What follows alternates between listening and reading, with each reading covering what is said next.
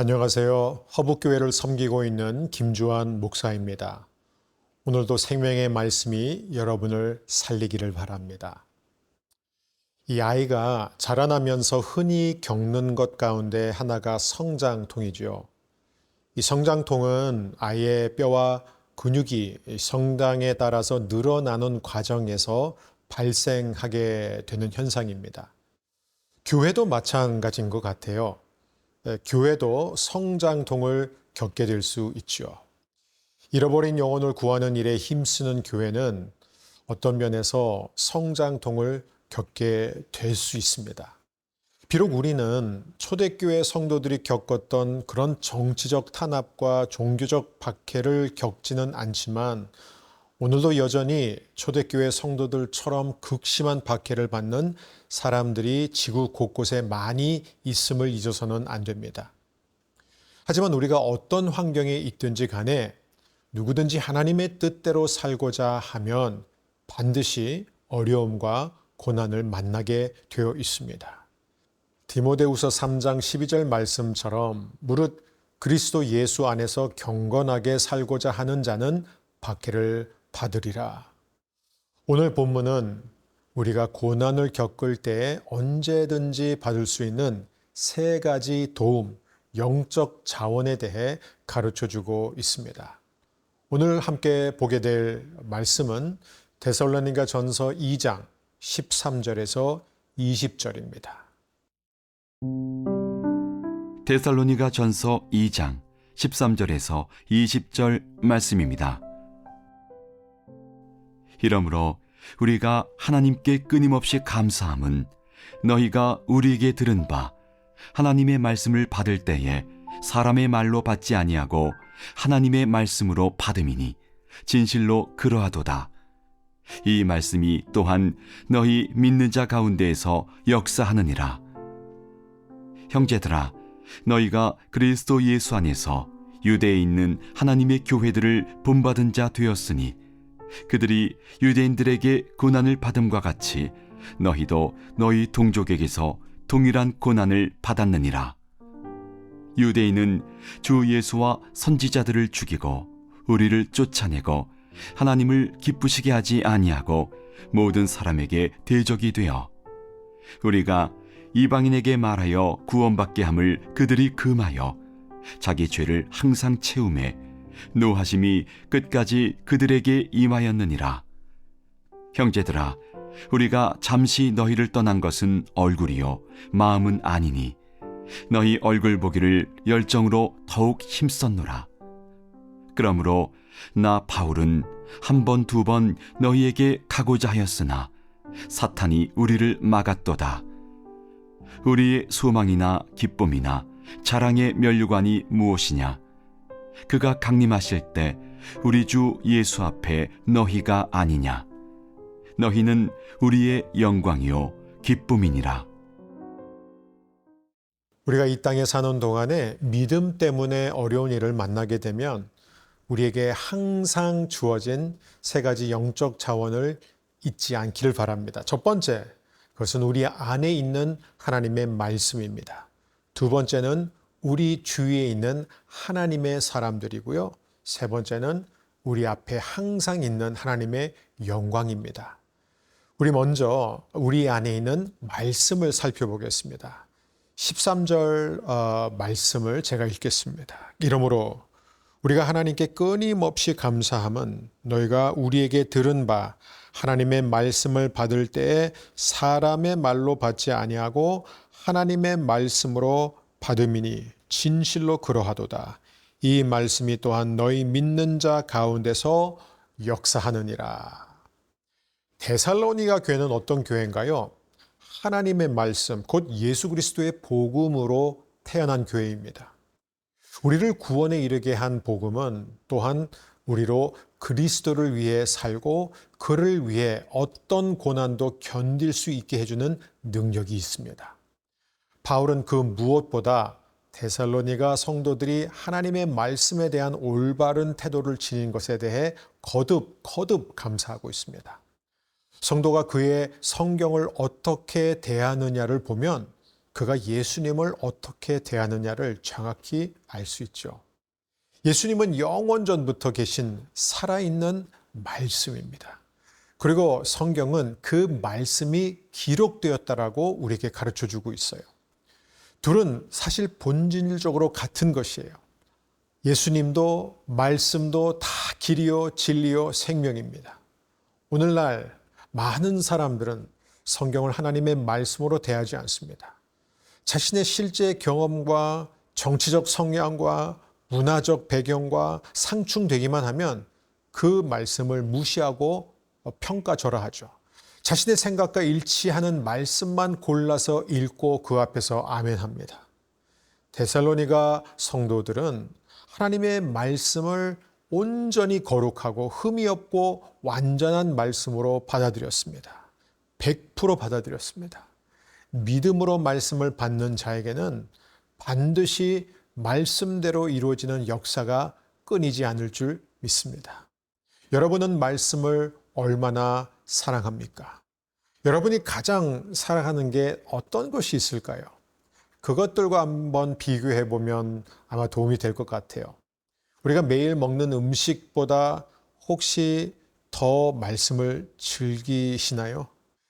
욥의 고백을 한번 들어보면 어떨까요? 욥은 23장 12절에서 내가 그의 입술의 명령을 어기지 않고 정한 음식보다 그의 입의 말씀을 귀히 여겼다 이렇게 말하고 있습니다. 욥은 매일 먹는 음식보다 하나님의 말씀을 더 소중하게 여겼음을 알 수 있습니다. 그렇습니다. 하나님의 말씀은 떡이에요. 또 우유와 고기로도 표현됩니다. 히브리서를 보면, 그리고 시편 119편 103절을 보면 꿀이라고도 표현되어 있습니다.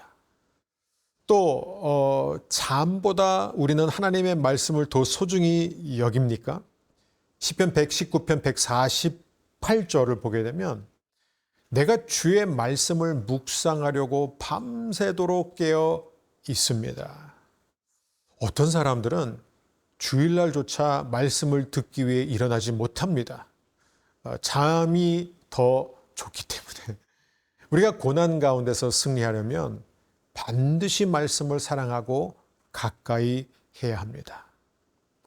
두 번째 자원은 14절에서 16절 사이에 나와 있는데요. 우리 주위에 있는 하나님의 사람들입니다. 데살로니가 교회 성도들은 고난당하면서 동일한 고난을 당한 성도들을 생각하면서 이겨낼 수 있었다라고 말하고 있습니다. 이와 같이 성도는 주위에 있는 하나님의 사람들을 통해 위로받고 힘을 얻게 되죠.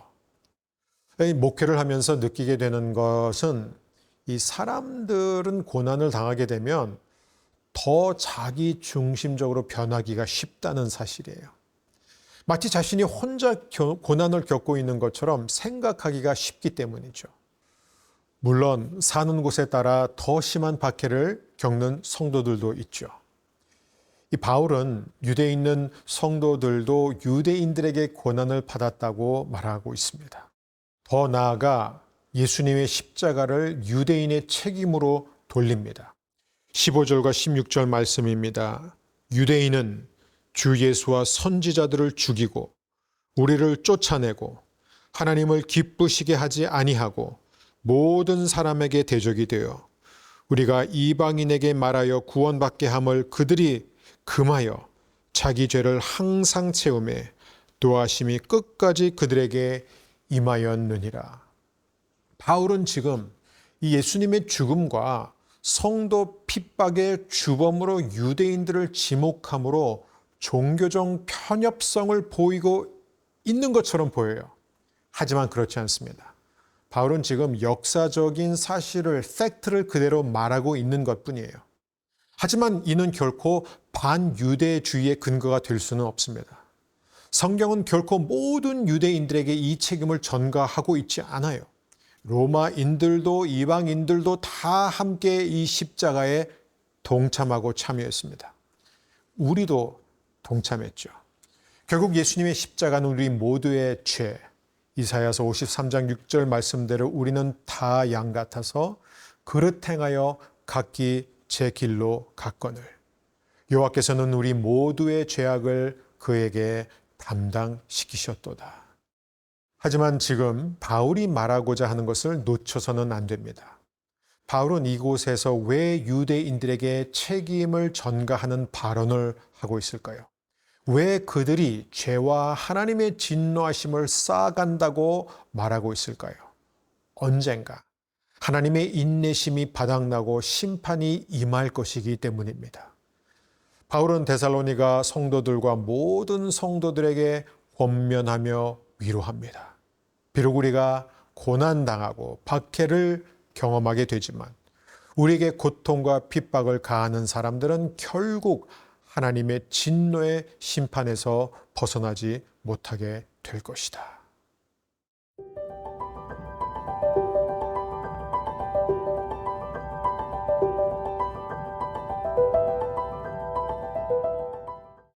우리에게 주어진 세 번째 영적 자원은 17절에서 20절 사이에 나와 있는데요. 바로 우리 앞에 항상 있는 하나님의 영광입니다.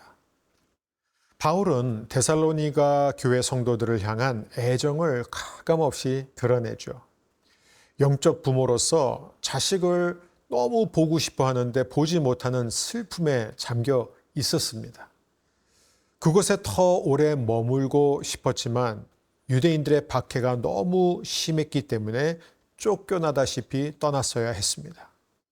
이제 다시 데살로니가로 가고자 여러 차례 시도를 했지만 그때마다 사탄이 방해를 했다고 합니다. 그럼에도 불구하고 바울은 몸이 떨어져 있다고 해서 마음이 떨어져 있지 않음을 강조하고 있죠. 바울은 뒤를 돌아보지 않고 앞을 봤습니다. 그래서 늘 기뻐할 수 있었던 거예요. 왜냐하면 성도에게는 언제나 가장 좋은 것이 앞에서 기다리고 있기 때문입니다. 바울이 앞을 보니까 그의 데살로니가 교회 형제 자매들이 영광 가운데 있는 것을 보게 된 거예요. 힘든 일을 만날 때 성도는 언제나 긴 안목으로 봐야 합니다. 바울은 현재뿐만 아니라 미래를 보면서 살았어요. 그가 취한 행동은 언제나 하나님이 앞으로 하실 일들에 대한 믿음과 기대감에서 비롯되었습니다. 그래서 그는 현재의 고난 속에서 결코 지치거나 주저앉지 않았습니다. 그래서 바울은 끝까지 신실하게 달려갈 수 있었던 것이죠. 성도에게 가장 중요한 것이 바로 신실함입니다. 믿음의 경주를 인내로서 끝까지 경주하는 사람에게는 반드시 면류관이 주어질 것입니다. 어떤 면류관이요? 바울은 데살로니가 성도들이 바로 자신의 면류관이라고 밝힙니다. 19절을 보게 되면은 우리의 소망이나 기쁨이나 자랑의 면류관이 무엇이냐? 그가 강림하실 때 우리 주 예수 앞에 너희가 아니냐? 20절 너희는 우리의 영광이요 기쁨이니라. 여러분의 면류관은 무엇입니까? 바로 여러분의 가족, 여러분이 복음을 전하고 사랑하고 섬긴 수많은 영혼들입니다. 데살로니가의 성도들은 바울의 이 편지를 읽고 극심한 박해 속에서도 포기하지 않고 견딜 수 있는 새 힘을 얻었습니다. 여러분 모두 포기하지 않기를 바랍니다. 우리에게는 엄청난 영적 자원들이 있습니다. 우리 안에 있는 살아있는 하나님의 말씀, 그리고 우리 주위에 있는 하나님의 사람들, 무엇보다 우리 앞에 있는 하나님의 영광, 이 세 가지를 항상 믿음으로 취하게 되는 여러분이 되기를 축복합니다.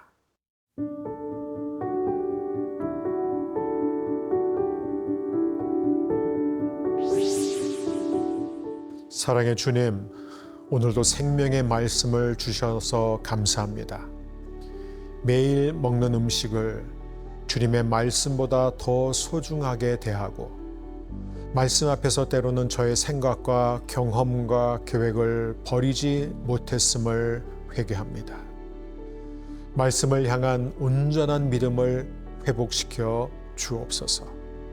힘들 때마다 믿음의 동력자들을 보면서 새 힘을 얻게 하여 주옵소서.